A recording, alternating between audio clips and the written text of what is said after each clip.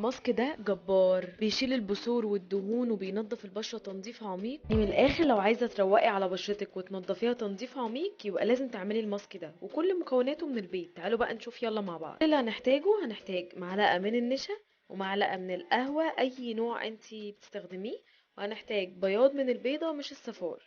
هنقلب المكونات كويس قوي قوي قوي قوي، وهنبتدي نفرده على البشرة. معلش يا جماعة نستحمل الريحة، بس بجد الماسك ده نتيجته وهم. اول طبقة بفرد طبقة من الماسك، وبعد كده بحط طبقة من المناديل. حاولي تخني الطبقة بتاعة المناديل عشان تعرفي تشيليه بعد كده.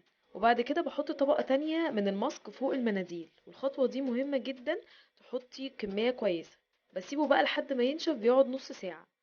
اول ما اتاكد بقى ان هو نشف تماما تماما، ابتدي بقى اشيل المناديل. وحاولي تشيلي الطريقه الصحيحه تكون من تحت لفوق.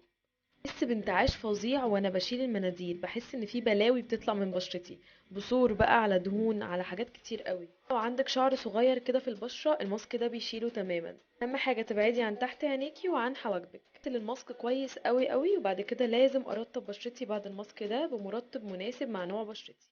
وبس كده. متنسوش لو عجبكم الفيديو تعملوا فولو ولايك. باي باي.